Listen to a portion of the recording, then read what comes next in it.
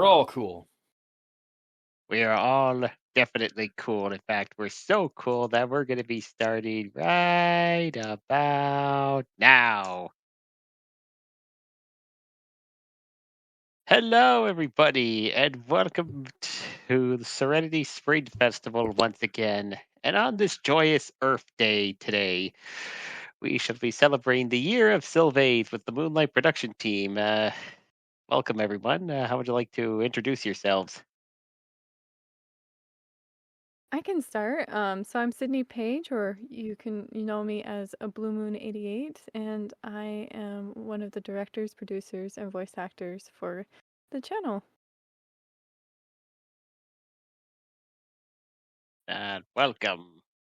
Thank you.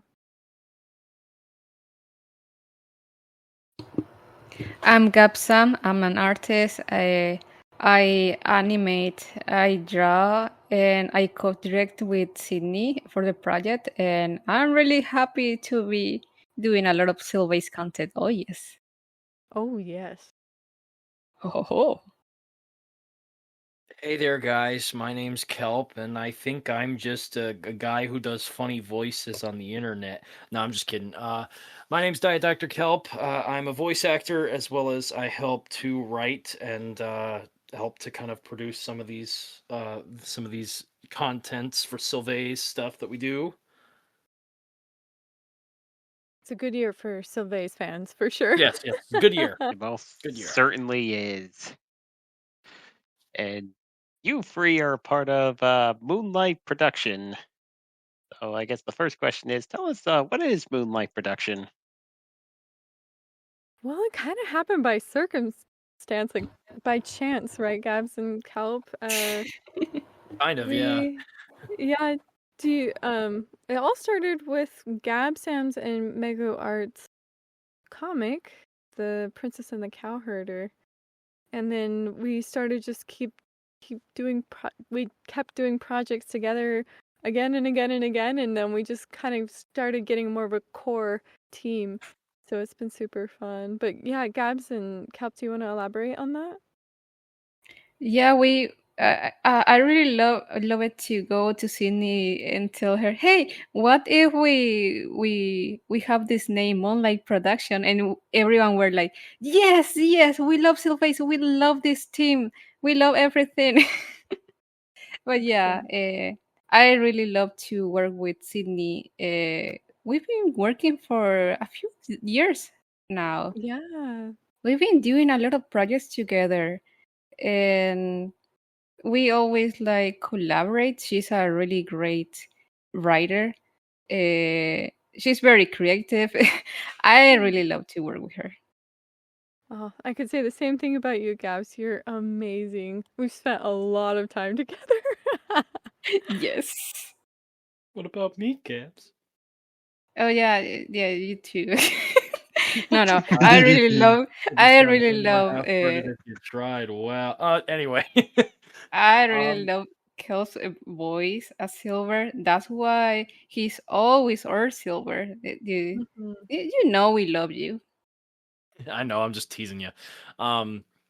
Yeah, so really it just kind of sprung out with me and Sydney have been voicing Silver and Blaze together in a lot of different projects Mhm. over the years, and we just have this dynamic with these two characters that we just love to do. And so really, like, whenever we voice these two characters, it's kind of, we can't picture voicing them alongside someone else. It just kind of has to be, oh, it's Sydney and Kelp doing Silver and Blaze.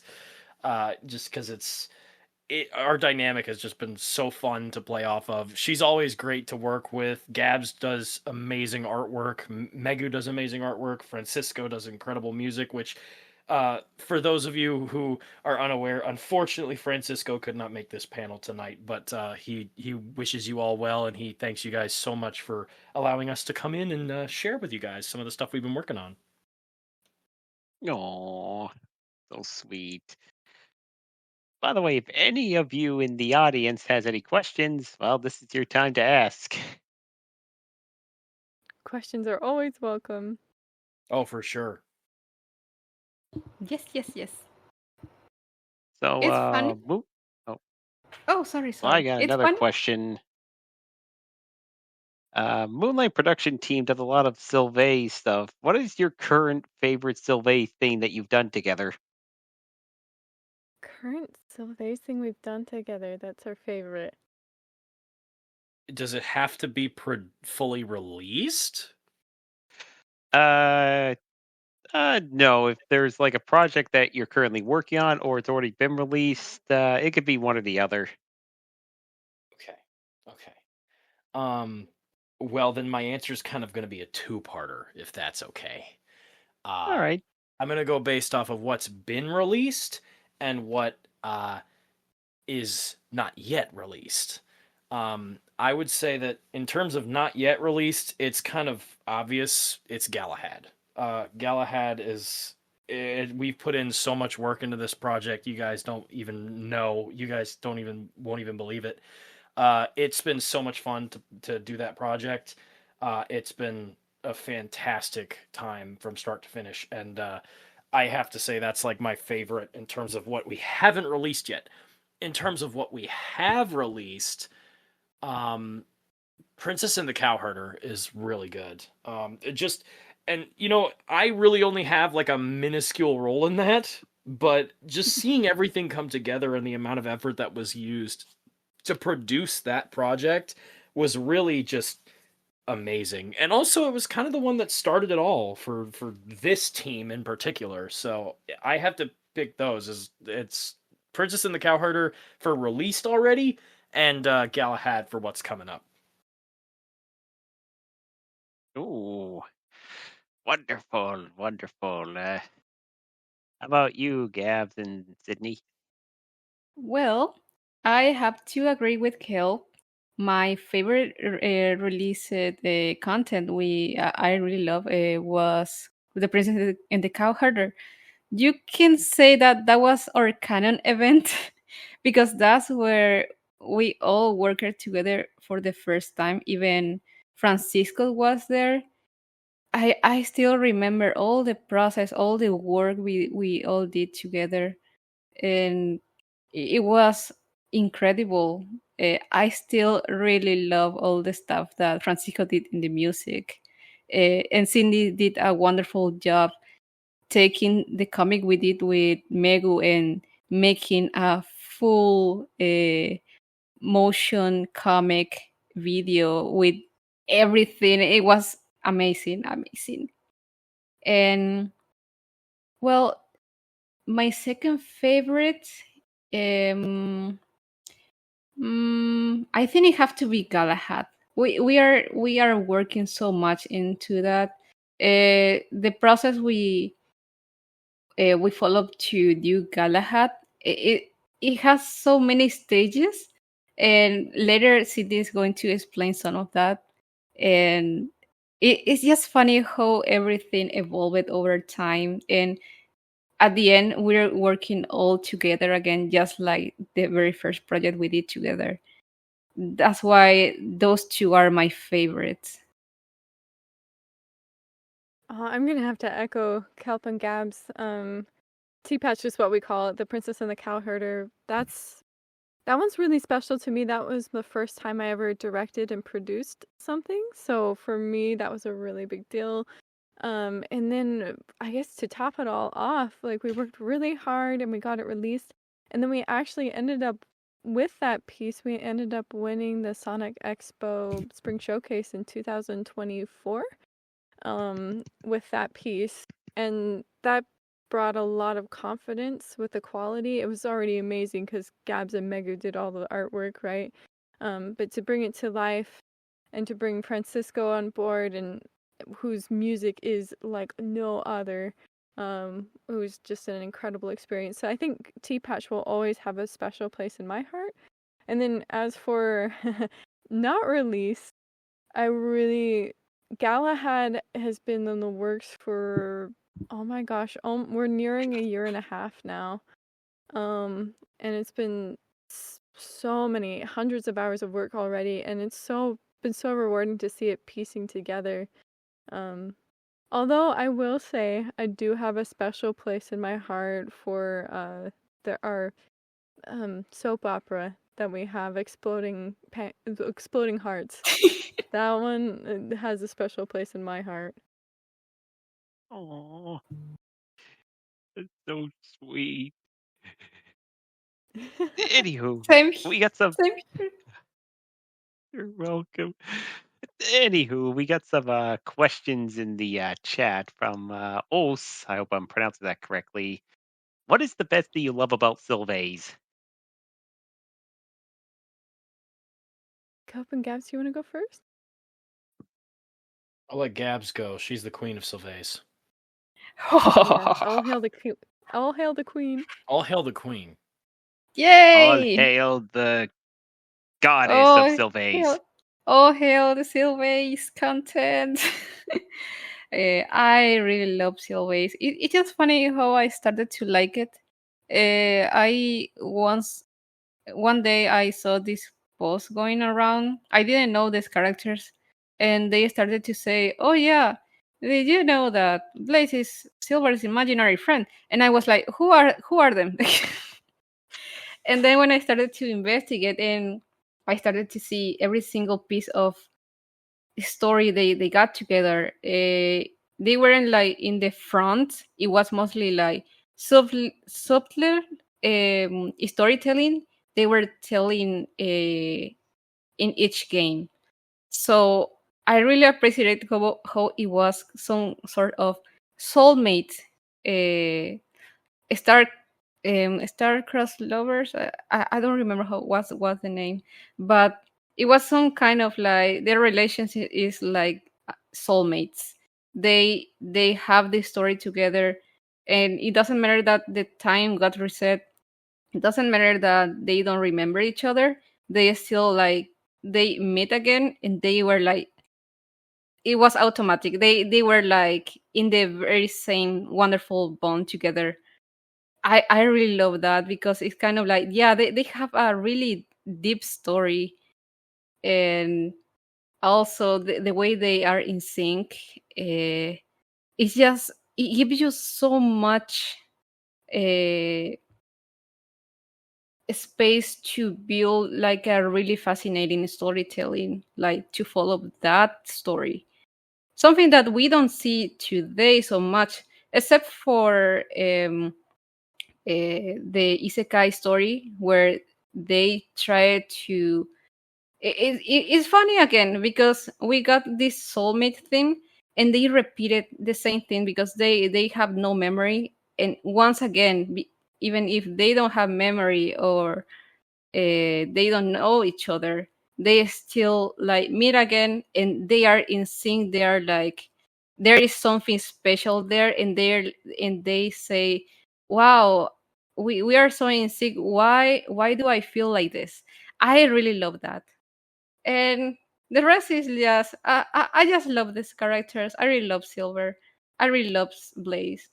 I think there's a lot of a great storytelling you can do with both of them. That's why we're still doing it together with our team, and I really love that. So now Sydney Kelp, say it. It's your turn. Go ahead, Kelp. Why you gotta put me on the spot? Anyway, 'Cause it's yeah, funny. I just love the things I love about Sylvaze is just the dynamic of these characters. They're kind of like the better half of each other. I mean, like if you look at Silver as a character, he's overly optimistic all the time and determined to save his world no matter what. But he doesn't really know a lot about how to do it. He'll just throw spaghetti at the wall until something sticks. And he honestly will mess up a lot and fail a lot at that result. Whereas Blaze, she is very strong, very competent as a leader. She knows what she's doing, she knows her duty and follows it.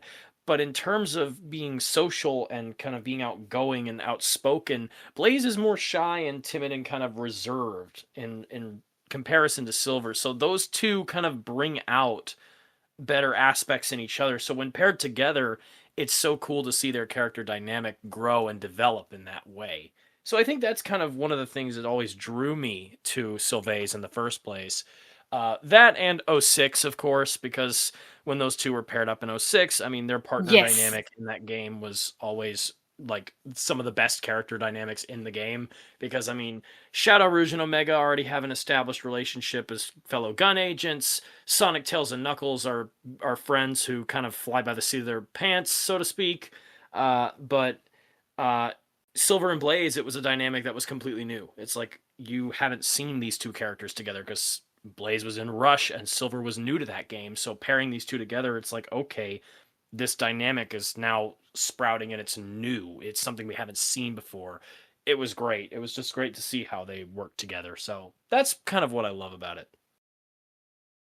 For me, I'd seen Silver and Blaze kind of floating around in the Sonic community, and I thought they were cool. I did like them. I ended up shipping them after a little bit, but I wasn't really introduced to it that I recall until I started working with Kelp.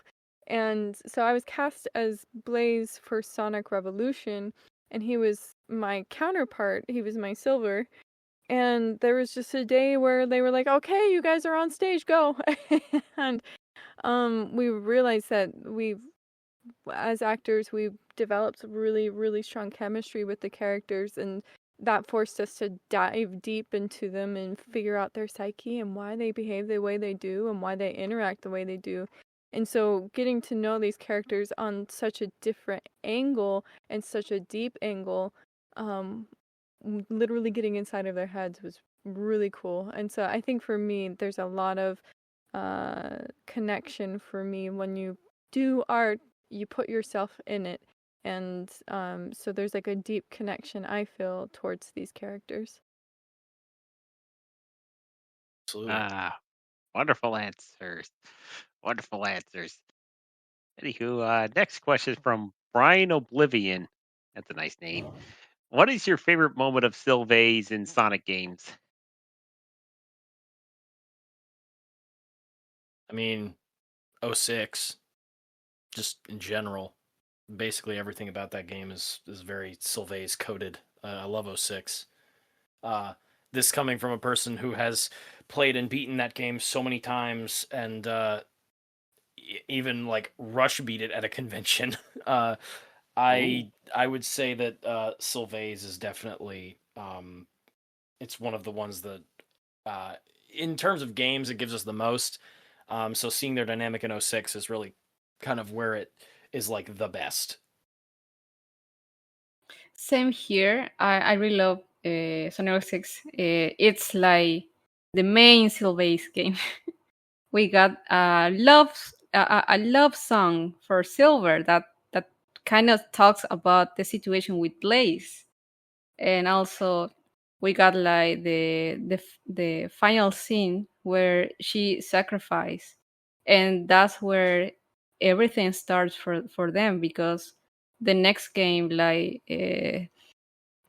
Colors DS, they put in the front the thing about them. Oh yeah, they're meeting again, and they are talking about how we team up before, and that's where they started everything. So yeah, those two games, and it has to be the isekai, just like I say before, mostly because you can see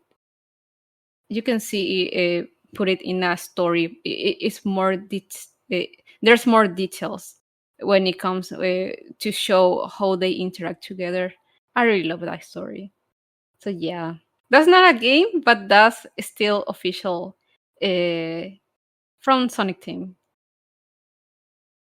I guess for me, I'm gonna have to say 06, with the part where Blaze sacrifices herself for Silver and their worlds and dimensions. I think it was really cool. And then to go outside of the games, I think my favorite thing is just seeing them together. They're kind of magnetic. So whenever you see them in the comics and the games, you always see Silver and Blaze just kind of come together. Even in the background, they're always paired together, and I think that's my favorite part about the two. Wonderful, wonderful. Probably my favorite Silvaze moment is that one cutscene in Sonic 06 where Blaze says, "You're so naive." Oh yeah, good stuff. I think her voice actor will agree with you because she's saying that part all the time. It's just so funny to hear her original voice actor saying it in convention and stuff. Aw. But anywho, we got another question, this time from Dino Kaiju. Actually, it's 2 questions in a row. How did the 3 of you fellas meet? Was it in a previous project, or was there more to it than just that?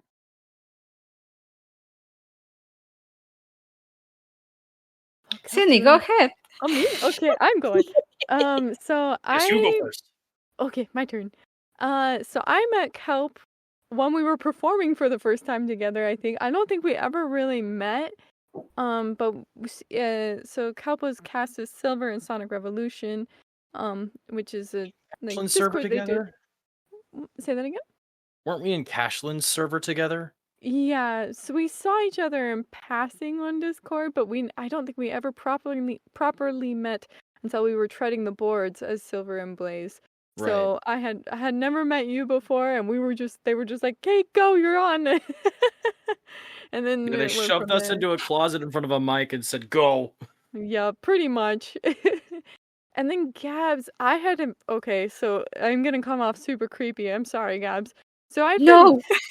saw her work on Twitter for forever, and I was like, "Oh, it's so beautiful. It's so pretty." So I followed her, and then she and Megu came out with the Princess and the Cowherder comic, and I just happened to been in Japan a couple years earlier, and I had celebrated Tanabata in Japan.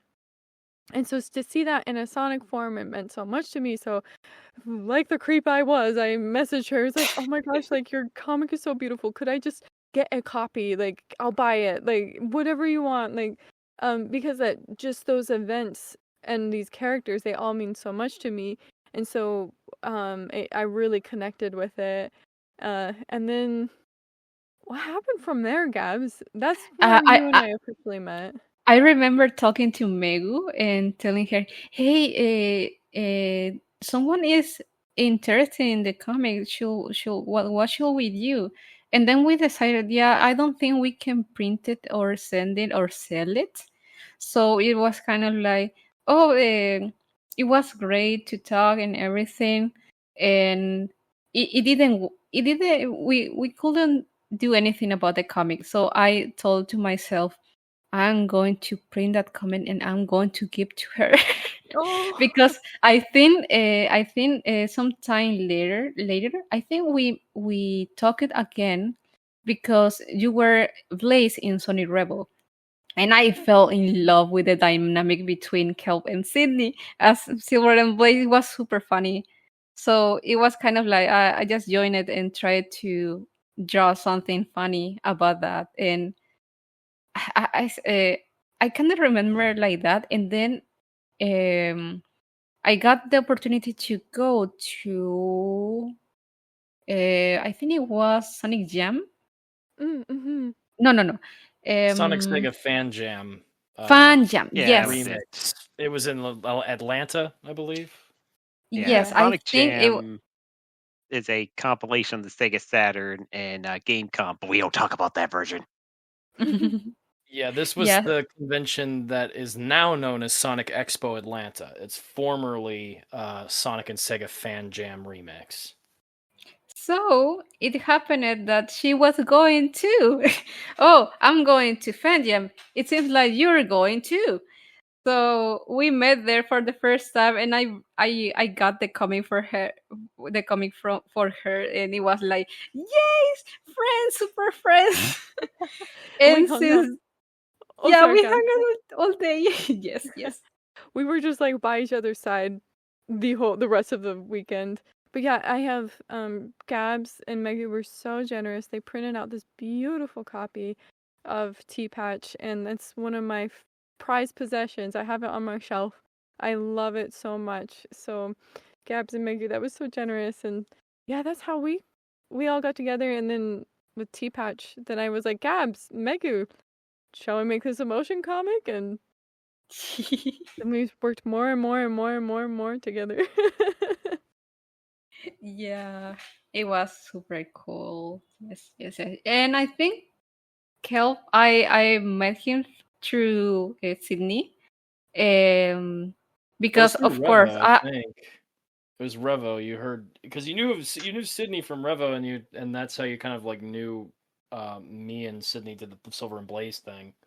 yes, exactly. And I think we didn't met in person until like 2 years ago in Sonic Expo. Expo So Dallas, we all three were there, and I got to meet Gabs for the first time, and that was awesome. It was so much fun. I kind of backtracking because my story of how I met them was so Sydney and I kind of met in passing in Cashlyn Snow's server. If you don't know who Cashlyn Snow is, she was a Sonic content creator. But she did voice acting. She created some content, and we were in some of her projects together. And I mainly got cast as Shadow in her stuff. But she was also at the time the casting director for Sonic Revolution for the voice panels, and she approached me to be Silver, and so I of course said yes, and I joined in.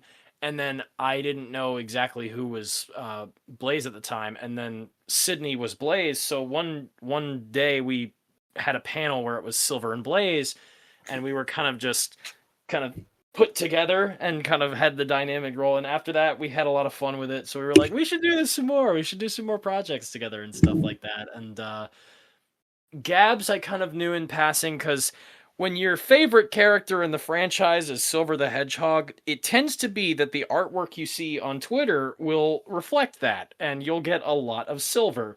So I yes, definitely saw some of Gabs's Silver and Blaze stuff.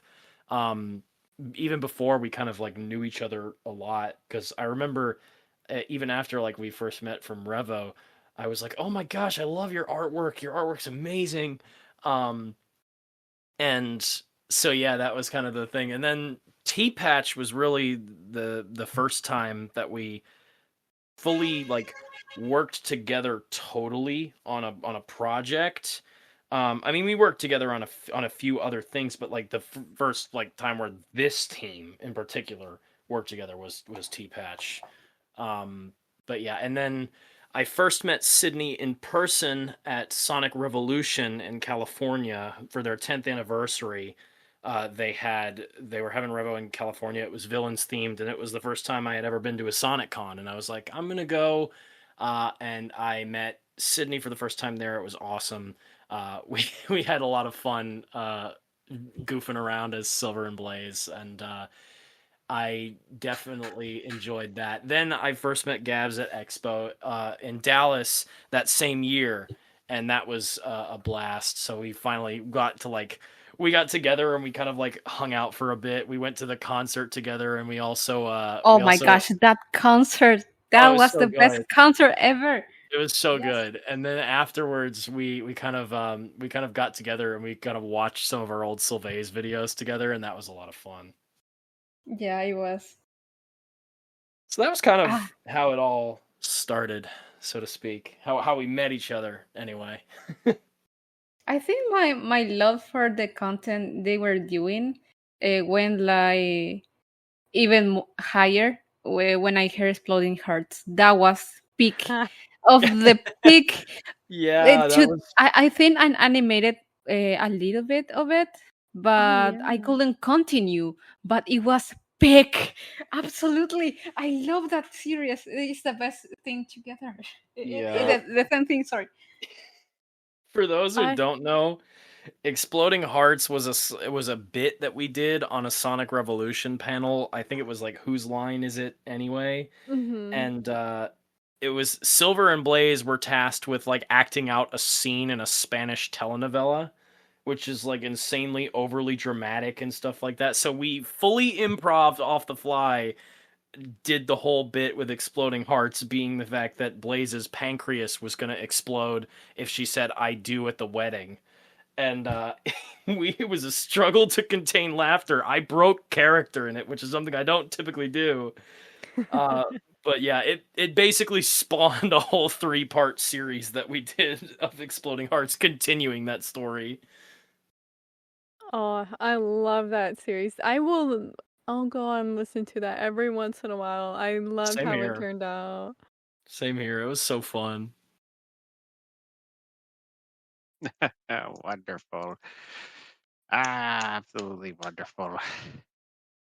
I got another question, and it relates to today. Do you have any plans to do like Earth Day related content with Silvaze? Oh, Earth Day. That's a good question. I'm That's Silver's thing. yeah, that is Silver's thing. That's probably Silver's favorite holiday. You We know, don't we really should do something like that. Because we Yeah.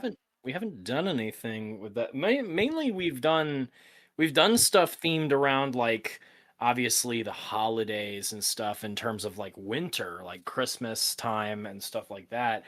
And we've done I want to say we did like maybe one other. I think it was Valentine's Day we released like the first. This was before the this was before Moonlight, but we did the first ever song cover we did, which was the Love is an Open Door, right? Mhm. We did that around Valentine's Day one year, and that was like the first time we did that. But that was before this. So no, we haven't done Earth Day, but you know that gives me an idea. I think I've got a good idea. We could do like a dub of the Victory Garden comic. Yeah. There Yeah. you go. Ooh. That could be fun. Speaking of holidays, I got another one. Will you do anything Halloween related with Silvaze? We never have. But that would be Hmm. awesome if we could. Yeah. Yes. Wait and see. That's the best I'll say. Yes. Who knows what the future holds? Exactly. I have so many ideas, but too little time to work on stuff. Like even Megu and I had this comic for. It was going to be as big as the Princess and the Cow Herder. It was going to be for Christmas. The Nutcracker. We did with Megu, but we never got enough time to draw the comic, so it's still there in the in our files. Each year we remember, oh, we can work on it this year, and always something happens. But yeah, hopefully we can do something for Halloween maybe someday. That would be Yes. fun. Yeah, it would be Vampire fun. Silver. I love Halloween. Halloween's fun. Yes. Blaze at a Belmont. Blaze Belmont. And I only say that because I love alliteration. Amazing. Godzilla Silver. Yes. She knows what I'm talking about. I sure do. God I Silva. sure do. Call him Yes. God Silva. Oh my gosh. Oh, I had to say that to Steve. Okay, God Silva. So that would Yeah. be Kaiju Silver. What about Kaiju Blade? What would be her name, Heather Kaiju? I think her name was Montra. I don't remember Mothra. the other. Mothra. Yeah, Mothra. yeah, Blazera? yes. Ooh, I guess. Blazera. Blazer, there you go. Ooh, now that would be fun. But going from big to going small, I got another question. On a scale of 1 to 10, and you are allowed to go beyond 10, how cute is Sylvain's Chow? Oh, 11. I go with Gab's answer. All the numbers. We need the Oh. official ones. Well, here's my answer in the side chat. It's Oh yes. 999999999999999. Yes. Yes.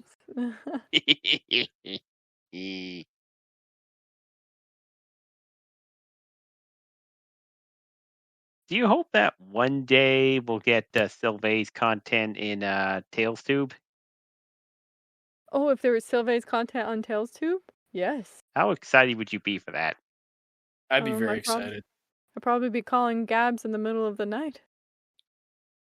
Yes. They would also probably wake me up and drag me in as well. Oh, you know we would. Yes. We'd just travel You see, all the Gabs way. lives in my walls. Oh yes. Oh yes. Absolutely.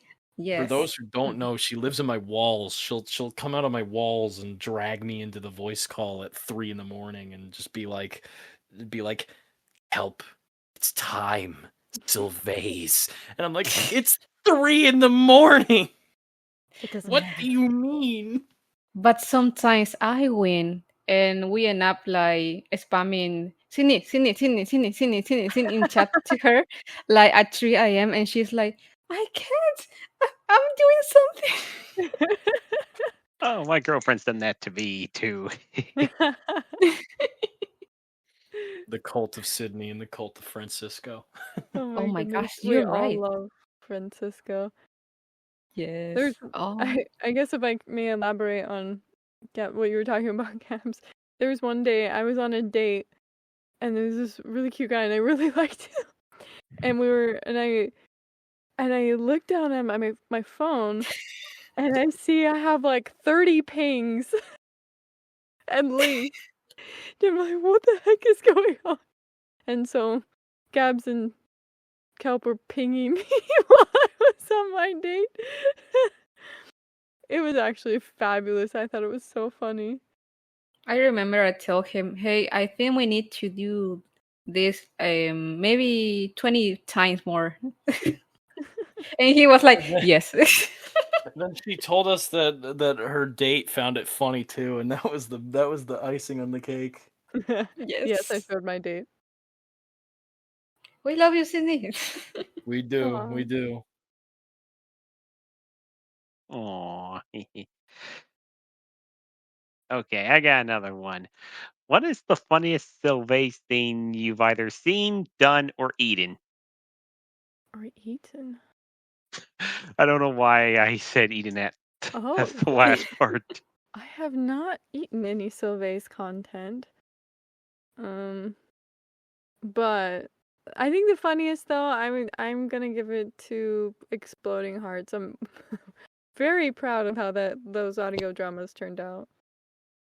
Yeah, it's got to be Exploding Hearts. That's the funniest that we've ever done. I mean, it was completely unscripted, completely on the nose, like right then and there, and it just you couldn't make it up if you tried. It's just one of those spur of the moment things that happens in improv that then just is a gold mine. Yeah.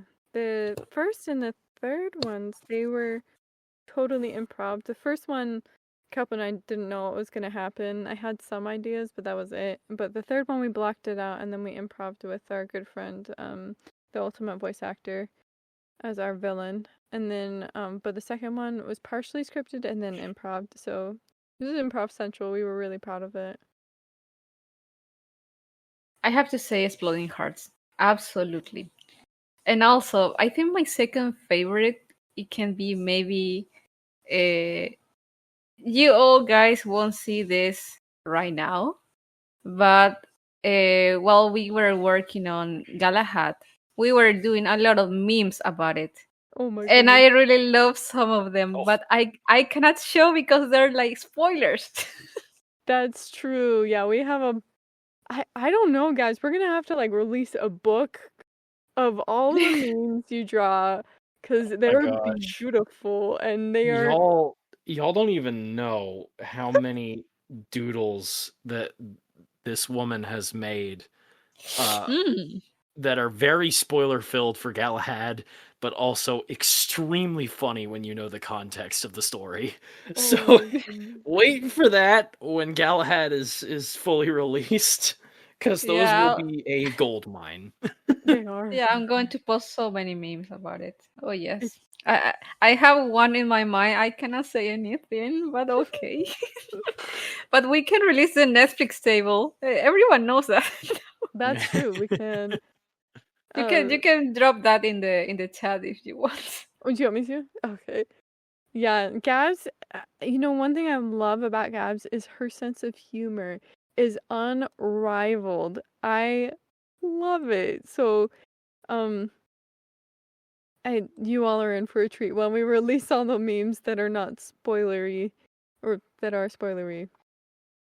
Wait, I need to find it.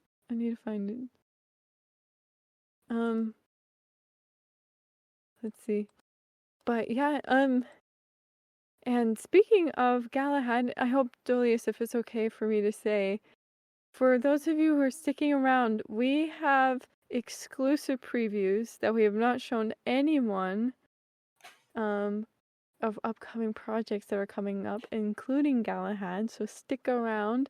You all are the first to see any of this. Nobody else has seen it besides our team, so you all are in for a treat. You guys got the exclusive viewer pass. Oh yes. That's right. Gabs, you're gonna have to send me that Netflix. Oh no.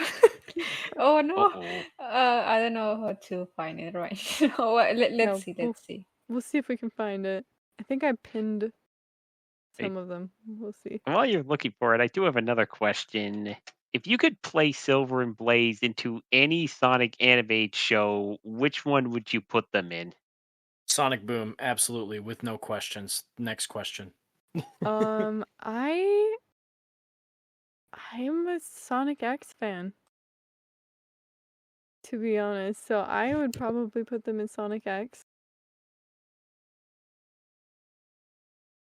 What was the question? Sorry. If you could put Silver and Blaze in any animated Sonic show or media, what would it be and why? Sonic X. Season 4, Sonic X, and it's going to be a adaptation of Sonic X, and it's going to be great. Oh yes, because they did such a great season 3. They can do a really great Silver and Blaze story. Oh yeah, My gosh, Sydney, the Raid Shadow Legends, you're kidding me. I found it, Gabs. Yeah, these kind of memes are what abound in our server right now. This episode of Galahad is brought to you by Raid Shadow Legends. Yes. Oh my gosh. No, if I had to say, for me it's Sonic Boom, because I would love to see what they would do to justify those characters' placements in that universe, especially since the versions of the characters are different from what they are in canon. So I'd be curious to know what would be the Boom versions of Silver and Blaze. Because I saw this video one time, and I really liked the idea that they had, where in the Sonic Boom universe, Silver wouldn't be from the future, he'd be from the past. He'd be one of the ancients, because in Rise of Lyric they talk about the ancients and stuff, and I feel like that would be a really cool idea. It's what if we flip the script, instead of being from the future, he's from the past where they had all this advanced technology and things, and then it's from a relic of a bygone age. That'd be really cool. Kind of flips it. Ooh, and then interesting. With Blaze, the concept was that Blaze was a pirate captain. Kind of, I guess, pulling off the Rush Adventure vibes, but Blaze as a pirate captain would be kind of cool to see. Ooh, that would be fun. We got a question in the chat from JPB5. Was there something you saw out in public where reminded you of Silvaze? Many things I've seen in public remind me of Silvaze. I mean, it could be anything from a poster to a movie I'm watching to just, general couples just being couples. Anything can remind me of Silvaze at this point. I think anything with star-crossed lovers or lovers that are bound by destiny. I think anything with that reminds me of them. Yeah. Or characters that are not perfect, and they finally found they're lonely and they finally found a home in each other. Those are situations where I think about Silvaze. Perfect imperfections. Yeah. What about you Can I guys? can I give my 2 cents about the Sonic Boom question? Sure. My mic got cut for some reason. So what I think about Sonic Boom, I have this idea a long time ago. I was thinking, what if Silver and Blaze are like these strangers that suddenly appear in Sonic Boom Island, where everyone are right there. I'm thinking about the TV show. So they are like these very cool people, and they all are very nice to them. But then you got Knuckles who says, I know what you are. You guys come from the future, and you're trying to do something here. And Styx is like, don't listen to this crazy, or something like that. So Yes. yeah, For Sticks to be the that's rational one, that'd be really funny. yes, kind of like that. And Silver and Blaze are like, how did he know? Why he knows about us? But yeah, that's my 2 cents. Sorry. So yeah, I'm not sure what was the question right now. What's Uh, something you've seen in public that reminds you of Silvaze? Um, I think some time ago I was going shopping and suddenly I see this store where they have like they are like bags, and they are like it's funny because they were like in the colors of Silver and Blaze, and then I see next to these bags there's another pair of bags that are like the same colors as Sonic and Amy, and I was like, oh my gosh, what a coincidence! I took a picture and posted. It was super fun because oh yeah, I cannot escape from this, I guess. But yeah, that's my experience. All right. Very good answer. Very good. Ooh, we got a question from Rainboom. To Gabs, Kelp, and Sydney, what are some of your favorite Sylvain merch you bought? That I I can bought. Oh, go ahead, Gabs. Oh, sorry. I just going to say the um some years ago they released this Sonic Colors Ultimate box, special box in Japan, and when they started to showcase the things that were inside the box, there was an art book where they did a Sonic Pict, and it was about Silver Blaze and Cream looking at pictures, and I got that merch. I got that book in the instant. So, and that's my one of my favorite things that I save here. So yeah, that's mine. oh gosh. All right. Well, I would say, I've bought many a Sylvaze piece of merch over the years, but I have two answers for this. One was I bought a shirt that was actually Gabs's artwork on a shirt. It was the pretty like fireworks art, and it was on a shirt, and I bought that, and I wore it to Sonic Revolution when I met Sydney, and that was really cool. That was I really like that shirt. I still wear it to this day. Um, but other than that, the other thing was it was gifted to me, I believe, by Gabs and Miju. It was a box of a bunch of different Sylvaze arts and like things, and it was just so nice, and it was wonderful to receive. And I still have all of that stuff, and it's just so cool. So it was very kind of them to do that for me. So I have to say those are probably my two favorite things. And other than that, probably a lot of the merch I've gotten at conventions, and the one Sylvaze like thing I can say I purchased, but like it wasn't necessarily merch. It was a video I did with Lisa Ortiz where I had Silver asking Amy for advice on taking Blaze on a date, and it basically devolved into Amy telling him to stalk her. So that was pretty funny. Oh man, you know, Kelp, your and my answers are pretty aligned. I also have the same shirt that Kelp was talking about with the silver and blaze, and then Gabs and some other Silvaze artists like Michu and Megu art, they got together and made little care packages was packed with Silvaze goodness, and it was sent to me, and I still have it.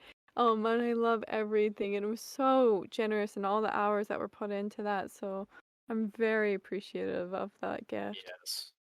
And I've received many things from Megu as well. I mean, like, I think my profile artwork in this little call here is done by Megu. She did Oh that for yeah, my that is. birthday, and it was I so love cute. It Megu. was adorable. I Aw. also receive. Oh, I also receive. I have it in my desk. In my desk, Sydney got me for my birthday. It was the one drawing that she commissioned to me, and she got the signs from Erica Schroeder, and it was amazing. And she got it for my birthday, like the first time we met, I believe, or the second time. But that's one of my treasures. It's right Oh, here. oh, that's so sweet. Yeah, that was in Aw. California when we met up for the Sonic Symphony. Yeah, exactly. Yes, yes, yes. And I did a poster for Exploding Hearts, and I got it like a poster, and I gave it to her. It was kind of funny. It is hanging up right next to my booth, and I love it. Aw. That's adorable. Anywho, we got another question from OC. What's the Sylvaze comic scene that makes you cry? That makes me cry. Ooh. I think the one survey scene that you could say that got everybody going was the Victory Garden scene, right? Where Yeah, the Victory Garden was one that's probably the main one in the comics, so to speak, that was really like good because it was, Silver and Blaze kind of, it was enhancing their dynamic. I cannot think into one that makes me cry because most of them are like, this is very interesting. I really love this concept.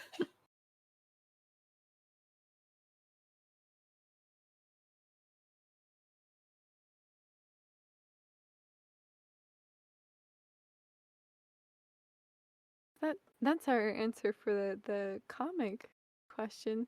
It's a good one. Yeah.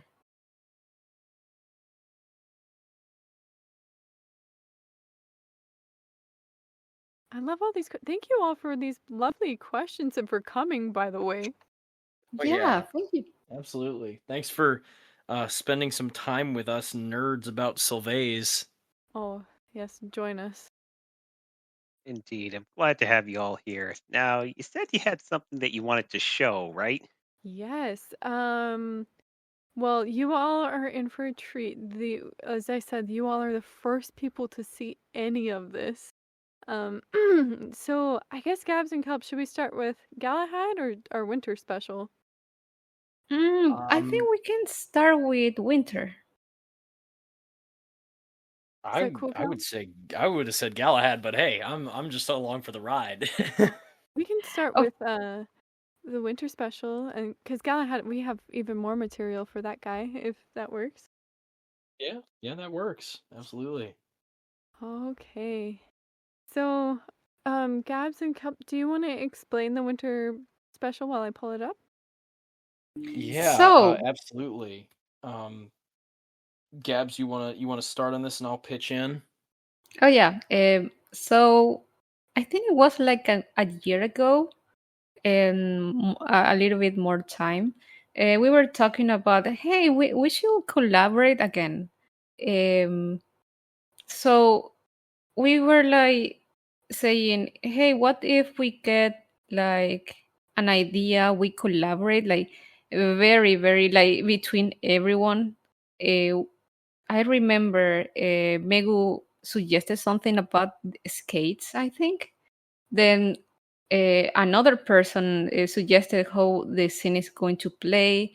and I believe Sydney got to write the script and stuff. And it was like a very, very deep collaboration. Like everyone did something. Uh, For so sure. it was some kind of like we are going to do this since there was another project we did kind of together. I did some drawings for Sydney. Kelp and Sydney recorded something for Christmas, and we wanted to do something similar, but maybe more. Uh, from my perspective, more inspired by the murder of Sonic the Hedgehog. So this is how we started to evolve the idea, and suddenly I believe I did the storyboards. Mhm. But yeah, it was a big collaboration. We really love it how everything was. At first, we were going to use normal music, but then we say, "Hey, what if Francisco's come? When If in he doubt, can come call here?" Francisco. Yes, call Francisco, Um, and he did oh, wonderful it's music. amazing. It adds Yeah. so much to this scene. And to add a little bit more context to this, I remember we had a there was a video we published and it wasn't Christmas related, and someone had talked about all the Christmas stuff that we did in like Sydney's comment section on YouTube. They said, "Please give us a Christmas thing this year." And then Sydney shared that with me and Gabs, and she was like, "Guys, do you want to do something?" And I was like, "I mean, we should." And so we kind of just like teased and said, "Stay tuned." And it was not supposed to be now, it wasn't last Christmas. It was supposed to be the Christmas before that. We recorded this over a year ago. Like we've Yes. recorded this over a year ago. We recorded the whole thing. We intended to have it released around that time, not necessarily Christmas because it's winter themed. I think it was originally supposed to release in Valentine's Day of 2025, wasn't it? Mhm. Yeah. Yeah, I believe. Yeah. Yeah, but we got crazy busy and had a lot of other projects like Galahad in the works. And so we just never got around to it, and then we circled back and decided we should really finish this because it was a great idea, and you'll see the results. I mean, it's goes far beyond even what we like, even some of the other Christmas things that we've done. It goes beyond it like ups the ante and puts it, I'd say, on the level of uh something like T-Patch and Galahad in a way. Oh yeah. When I did the scream, so Gabs and Megu and Kalp and I, we were like, what should we do? And Megu came up with the cute idea, let's do a ice skating theme.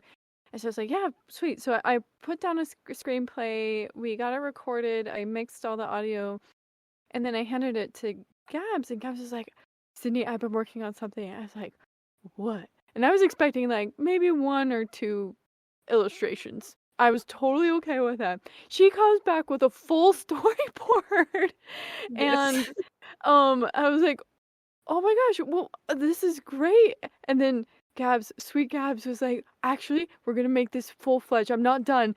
And so what you're gonna see is Gabs's work is beyond anything we ever planned or pictured. So, um, all right, well, are you all ready?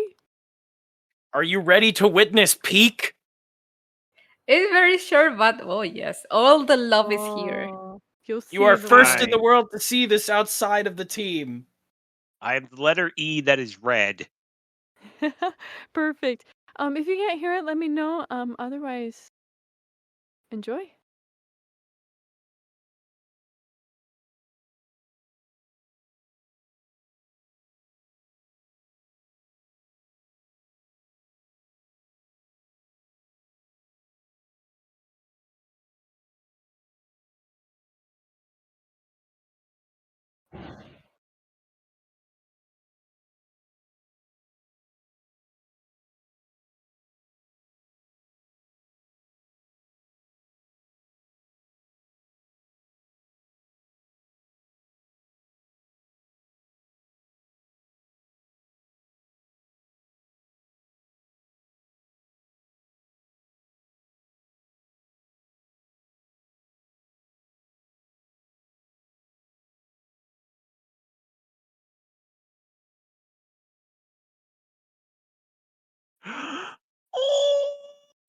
Exactly. That was my reaction. How is that? Oh yay. I'm gonna cry. The music from Francisco was amazing in this one. Oh, the f- Just wait. Just wait. Like the full thing, when you hear the full thing, oh my gosh. It's just the music just gets better. The and animation just gets better. Everything gets better. It all gets better. and Gabs's artwork is stunning. Megu and Gabs pulled out all the stops for this. So, you all are in for a treat. That was just a snippet of what's coming. Absolutely. Oh, this is a good question for Gabs. Lombax Bauer asks, was the shadow figure of Belle the Tinkerer in that scene? Oh, actually, it's not her. It's Megu's OC. I'm not sure if you guys are familiar to Megu's OC. She has an OC called Erica. Yes, Erica, and that's kind of a surprise. I don't think she saw this part of the video yet, so it's going to be nice when she see it. Oh, For sure. that's lovely. Or are there other mystery characters in the background that you stuck in there? Um, mm, I don't think I can talk just yet. Oh, yes. Yeah, because it's mostly like it's a work. Sorry, I cannot say it yet. Oh, you're totally fine. We got to keep people in suspense, right, audience? Yeah, Absolutely. Indeed. yeah. So, that's our teaser for that one. So stay tuned. This is going to I think we've got a little bit more to go. But we're really excited. As you can see, the quality just keeps going up and up and up as we work together. And Gabs, with the artwork, you and Mego are just a huge part of that. So it is amazing. And don't worry, JPB, we got even more Silvaze Oh exclusive previews yes, coming. This is just one part. Oh yes. yes. I think it's time to talk about Galahad. You guys ready for Galahad. Who's up Galahad? for Ooh. Galahad? I am. Amazing. Should we do you all want to do behind the scenes, or do you all want to see a sneak preview of the storyboards? That's a good question. I think the audience should decide what they want to see Yeah. first. What do you all want to All right. see? Storyboards or the teaser? Sneak peek. Lisa's sneak peek. So I want to see the sneaky peeky. Okay, perfect. Let me pull it up. Hold on.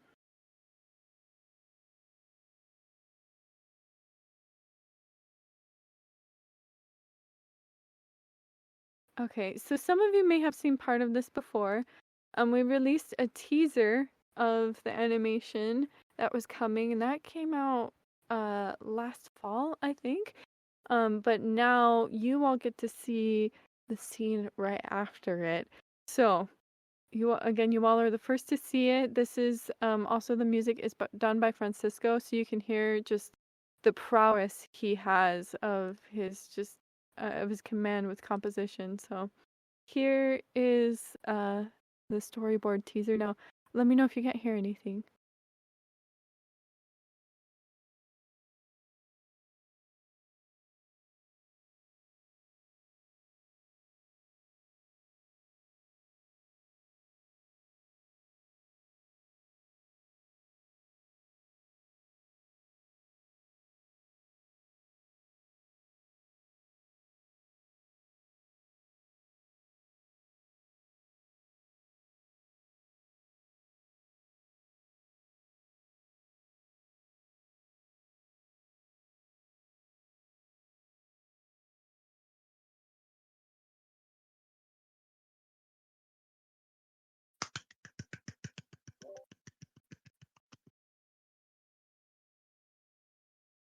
I got less That stabbed. Oh yes. Oh no, But I how have some exactly did he sad. get stabbed? Well, you're gonna have to wait and find out. Yes, We yes, yes, we need the yes. doctor. A Dr. Eggman. Tis a scratch. That And one, as It you is can but a scratch.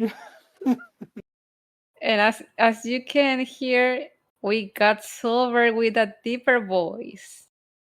Because we yeah. love deeper voice Silver.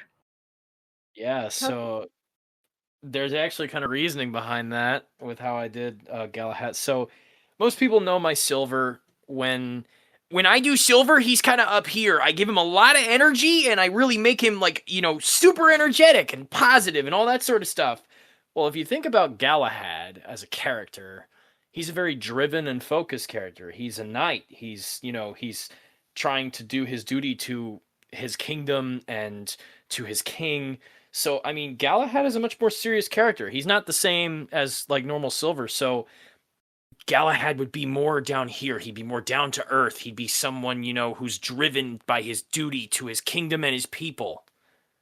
So I really had fun playing around with that side of the voice. And so it's not the same Silver I usually do, but it's been a lot of fun to kind of do that. Yeah. And we love it. Well, we do. The characterization of Galahad, we essentially just aged Silver up a little bit. He's still young, but he is considerably more mature as Galahad. We did that because in the King Arthur stories, Galahad is an icon and considered one of the greatest, if not the greatest knight of the entire Round Table.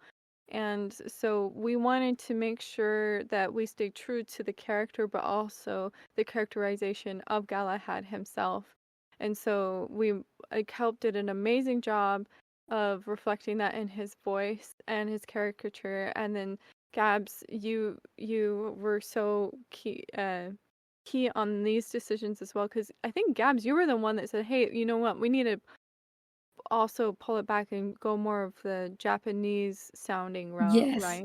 Yes. I was about to say, for the people who love Japanese Silver, you're going to love this. Yeah. Ooh. Yeah, Gabs kind of wanted me to go in more the direction of like the Japanese Silver. But from the start of the project, I think I had mentioned like, okay, so with Galahad, because I when we first started talking about doing this project, I told Sydney and Gabs, and I said, now when I do this project, I'm not going to do the same Silver that I usually do because Galahad is a very serious character. He's a knight. He's focused. So my Silver voice is not going to cut it. So I originally wanted at the start to go deeper. So I believe I was the one who pitched kind of the idea of going deeper Mhm. with it originally. I think so. It was kind of a team effort, Ooh. and like a lot of discussion came into Oh, how are we absolutely. going to portray Galahad, because he's not in the game aside from the mini games. So we had Yeah, a lot of freedom he's in to the play with multiplayer it. mode, but that's really it. Yeah. I just kind of pitched the deeper route and the more serious tone, and then Gabs kind of suggested the Japanese direction, and it kind of went hand in hand. So Yeah, it sounds super cool. You guys are going to love it. We went into so many like reunions to talk about everything, Mhm. and I really love it. I feel like we are like very I don't know how to say it, but we got like plenty of people who are Sonic and the Black Knight fans, and we got opinions from them. We tried to research everything, and I believe I really like how everything is going. Oh yeah, but I'm glad you mentioned that, guys, because yeah, the amount of work that has gone into this was substantial. Yeah, because Gabs, you came up. Do you want to explain how you came up with the idea? Because it's kind of gold, and then like it just exploded. In which we actually have an exciting announcement that you all are the first to hear about. But I'm gonna let Gabs I'll let you expound on what you wanted to, like, how the idea Yeah. came about, and then How I'll... the idea? Oh my god! So one day I went to DMs with Sydney and I told her, "Hey Sydney, what if? Just listen to me. What if Galahad and Percival are in a stable and it's raining, and they hold hands and they kiss?" And that was the idea that I told her. Hey, that's cool. And then she came back with a full script, with a full story about that, like a very developed idea, like bigger than what I was talking about. Poor Gabs. I And kind of and want and to... I say, oh my gosh, this is so cool. And I'm not sure if you want to explain this the next part, Sydney, because the script started from right there, right? And then Yeah. it evolved into another thing, and then another thing, and then hey, this is cool. And she started to do a full story right now with other characters that we're not going to mention right now. But and I say, hey, this is pretty cool. We should do all of this. And it was super cool. I think if you want to keep talking about that, Cindy. Could Oh I yeah. add some stuff here? Oh yeah. Please, Sure. Kelp. So I want to mention that, like, you know, I kind of got pulled in terms of, like, obviously voicing Silver and Galahad, but I also helped to write some concepts of what some of those earlier story versions were. So, like, in the writing process, kind of as we went through, and this concept changed so much over the time, like, it is nowhere near what it originally was. I'll just say that. And in Yes, terms yes. of like, oh yeah, we added other characters and things like that. I mean, obviously, one that we've shown is Lady Nemu, because Lady Nemu's in that, obviously, that teaser, but it's like, I believe in the original concept she wasn't there. That's correct. Yeah, it was just Silver and Blaze in the Yeah, stable. so it was just like Galahad and Percival in the original concept, but it obviously evolved, and there's more involved there. But that's all I'll say. I kept adding And characters. yes, that's She right. said, It- guys, we got to keep it limited. I'm adding this and this and this. No. But we made it work. Oh my! Remember, Cal, when we discussed all the story, and then the next day she wrote a new script. I know, And and we were just like, but I what about this? And she's like, I had a vision. I had a vision. And we were like, okay. It's true, I did. I wrote it all in one night. yes, Yeah, so that's like, we had true. written something we were satisfied with, and Sydney's like, guys, I changed it all. And it's funny because the last time we talked with Kel, he got this one idea, right? And I recently talked to him because he's doing other stuff, and I'm working exclusively with Cindy.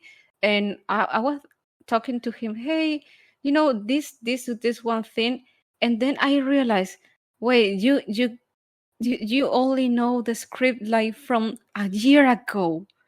Of course, you won't know what we did right now. Yeah, because I looked and I was like more than like 70% of the stuff I wrote is completely gone. And I was I like, feel what I happened? I was like, I thought it completely went away. And it was just I like, no, they just been cooking, and they've been plotting and planning and just changing everything. But the final result will be worth it. Trust me. It's, you guys aren't even, you don't even know the half of what this project is about. I believe the original idea was only like 2 minutes, a 2 minutes story, and Mhm. Yeah. right now it's you can say it. How long is Galahad? Well, shall I deliver the big news? Deliver the big news. All right. So we're happy to announce to all of you that Galahad is not one part. It is a 3-part video now. I went a little overboard. just a tiny bit. But It's oh, go ahead. Oh no, it's a like I'm not sure if this is the correct word. It's like a one shot. It's a full story. It's not like a situation. It's just a full story. So that's what I wanted to say. Yes. Go ahead. Oh so yeah. kind of with our to add a little bit onto this, kind of with our other audio dramas that we've done, they're all typically like one shots, one particular thing, except for like Exploding Hearts. This is all one story, but there's 3 parts to it. Essentially, we've kind of split it into 3 parts, but it all is one story that continues right one after the other after the other. And so poor Gabs, we started out with this one idea, and when I was writing the screenplay for it, I kept going over and over and over it. I'm like, this is not quite right. This is not quite right. I kept asking myself, well, why are the characters acting like this? Why are we doing this? Why are they doing that? And then I started listening to screenplay books. I would listen to them in audiobooks in my lunch breaks. So I started studying screenplays, and I was like, oh, well, we need that, and we need this, and we need that element. And then I went back to Gabs. I was like, oh, I wrote a whole prequel to our original idea. And so that made part 1, and then part 2, and then we have a part 3, maybe /4. We're seeing where that's leading us right now, but we're focusing on part 1 and part 2 right now, which they are both in production right now. Yes, and obviously part 1's the furthest along, but we have made progress on like all 3 parts. We do kind of have a rough idea of where things are going, but I mean, like, all of the stuff that you have seen pretty much is just from part 1. Yes. There's bits and pieces that we have shown in like the trailer and whatnot that are from future parts, but majority of it is majority of like the major things you've seen is part 1. Yes, you can find in the trailer, the last trailer we got out. You can find stuff from part 2 and part 3. I believe. I don't remember. Yeah. I'll put some here. So I think this is my favorite shot. Whoops. So I do see we have a question from Lombax Bauer. I'm so sorry if I'm mispronouncing your name. So you're asking, will the other knights appear too? I cannot say right now. Unfortunately, that is a spoiler we cannot reveal. However, we can. Oh, go ahead, Kelp. Oh no! Continue. Finish that thought, and then I'll go back. But I did post. So this is a shot from the trailer that is in the future parts. I really love Garden. Yeah. Garden. Garden is really cool in there. But kind of going back to a question that was asked earlier, Dino Kaiju had asked, when it comes to this story, how much did you have to take from the original Roundtable story while also having some creative liberties with these characters? There's definitely some creative liberties, but there is inspiration, obviously, from, the stories of the Knights of the Round Table and things like that, because, I mean, that's what Sonic and the Black Knight is based off of. And there's also a lot of creative liberty and story related to Sonic and the Black Knight and, the Sonic lore as a whole. So, I mean, for those who are initiated with all of them, you'll find something to enjoy here. That's kind of what I would say without like getting into like too much spoilery context. Yeah, I think that's perfectly said. We took inspiration from the King Arthur stories. We couldn't stick with like everything in lockstep. But we took inspiration from that. We took inspiration from the games, and then we put them together, which we're really excited for you all to see. Oh, Sydney, that adds something like really cool. I want to mention. I'm not gonna say any spoilers, but like trust me, you'll know what I'm talking about. Sure. So, I currently am playing through for the first time, playing through Sonic and the Black Knight, because I had never played it before, and I'm currently playing through it for the first time and playing the game as we're working on this project. So I've been kind of like the inside man on playing the Sonic and the Black Knight game, so I can share my knowledge with the team so they have an idea of like, okay, what's going on here? And there was this key thing, I won't say what it is, but there was a key thing that was an element that we decided on that was a thematic element in Galahad, and it was so perfect to like symbolize something. And I played Black Knight and I found something else, and I'm like, guys, look at this. And they were like, no shot.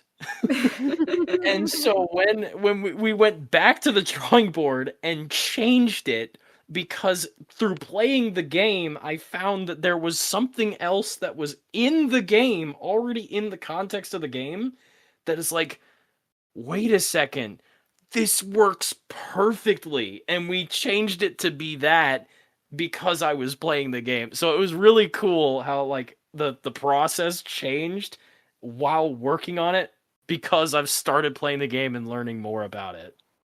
I think my favorite part was where Kel finds some coincidence, like very like, oh wait, what? Oh my god, what a coincidence! And I think we're going to share it once the episodes are out. But it was super Oh yeah. funny to hear about it. Once all of it is out, we'll go into full spoilery detail, but that was my very vague and specific specific thing about it was because I'd never played Black Knight. I mean, of course I'd seen playthroughs of Black Knight, but I'd never like played it, and I didn't know minor details. And it's the most minor detail of a thing that I saw, and I was like, wait a second, this is like something that we theorized and planned already without having played the game as like a major thematic element here. And they already have something in the game that's a complete minor thing that is 100% perfect to represent this. So it's so cool how it kind of like went back from that and just kind of expanded on it just because I played the game. Oh yeah, and I grew up playing the game when I was in high school, and I loved the game because of the story. I was really motivated by the story, and that's what really inspired all this. But yeah, we're hoping that it's a love letter to Sonic and the Black Knight. Um, and then for the Arthurian legend lovers, we hope that although we took creative liberties with it, just as the Sonic and the Black Knight game did, for heaven's sake, Arthur flies with his horse. We hope that In the air. Don't pay too Yeah, much attention to exactly. the original Knights of the Round Table stories. They get wild. Yeah. So Yes. we did take inspiration from it, but we hope that those who enjoy the Arthurian legends will pick up on the like little pieces that we did place in there. And it was interesting when we did a ton of research on the Arthurian legends, and there are so many versions of the Arthurian legends out there that we couldn't like really pin down a solid play by play, you could say. So we more of just took inspiration and took creative liberties with it. So we hope you all will enjoy it if you're a lover of the game and the legends. But one kind of cool behind the scenes thing, Gabs, if you want to elaborate this, you'll see it in the trailer with Percival and our good king Garden Yes. and his wife, I Yes. love. Yes. Garden's married. And the good thing, the big announcement is like Kel and Sydney won't be the only ones providing voice acting. So I'll try to provide voice acting as well. Yeah, Gabs will be in the cast. So Oh, Gabs is yes. in the cast, that is true. Yeah. Yes. What? Cats Gabs are voice acting? More likely than Oh you yeah. think. Yes. It's gonna be great. one of the fun things that we do have today is so we had because I'm such a girly girl, I was like, Megu, Gabs, can we have them in their like streetwear, like medieval clothes, but not in their night gear? And they totally abided by that. So this is concept artwork that Megu Art did for Percival's and Galahad's get-ups. So we do have scenes where they are not wearing their knight armor. They are wearing their streetwear. And so we will not explain what's going on, why it's going on, but we got to play a little bit of Barbie and dress up for me for my own sake. Aw. I'll do you Yes. one better. Why is Gamora anyway? So Also, extending to what we talked just a little bit, there is some plans. So far, this is under my. This is me contributing to the team. From my side, there is some plans to get the Silvaze winter video dubbed into Spanish, Español Latino. So I got voices for the characters already, so stay tuned. And maybe we can get for Galahad as well, but that's going to depend in the future. That's something that I really want to provide to the Latin America community. The Sony community is a full dub of our projects. So that's something that I wanted to share. Oh my gosh, I'm so glad you said that. This is probably the most exciting news we have. That's right, Gabs. We have been in talks of doing Spanish dubs of the videos for everybody. So and we have even more and more people to enjoy it. Absolutely. Yes. Indeed. Well, I think that's going to cover everything that wanted to be covered. So I want to thank everybody from Moonlight Production Team for joining us. And speaking of Moonlight Production Team, do any of you have any final words to say before we end this? Happy Silvaze year anniversary. Yes. Year of Silvaze. Year of Silvaze. Stay Year of tuned for Silvaze. more on all of our projects that we're working on. And while we can't give firm release dates yet, Galahad, at least part 1, is still very much on track for this year. Mm-hmm. We're really excited for you all to see what we've been cooking. It's been a really, really hard work. We've put in a ton of work on this, and we hope you will all enjoy it and get to celebrate with us. So stay tuned. As Kelp said, we might be seeing something this year. Yeah, Absolutely. thank you for coming to share the moment with us to talk about our projects. Thank you so much, you all, for coming. Indeed. Thank you all. Hey, Leah, would you like to come up and say anything? Oh, Yes. I'm going to announce tomorrow's panel since we only have one, but I'm going to be showing doing a watch party of all the episodes of Sonic Presents the Chaotic Case Files, and we are going to just have a discussion here in my Discord server for day 23 tomorrow. And then, of course, I want to also talk about the upcoming announcements. I just posted a video not too long ago to celebrate the 60th episode of God of Spotlight with LSR. I actually got the current voice of Princess Daisy, Giselle Fernandez, for a Q&A on May 19th at 5 p.m. PT, 8 p.m. ET. So it's a huge milestone to reach 60 episodes, and getting a special guest for that is really, really such an honor. And of course, just as a reminder, the Q&A with Bentley Jones is already available on my YouTube channel for viewing. It is a pre-recording, so you can't ask any questions, so keep that in mind. But yeah, I want to thank you guys for coming on to the Spring Festival as well. Thank you so much for having us. Yeah, absolutely. And of course, Thanks this for having us. panel. And this panel it will be posted on my YouTube channel, so for you guys' leisure, and of course, in case if you missed this panel. And yeah, I can't believe it's almost the end of the Spring Festival. It's crazy too. So, but I'll see you guys tomorrow for day 23. Bye, everyone.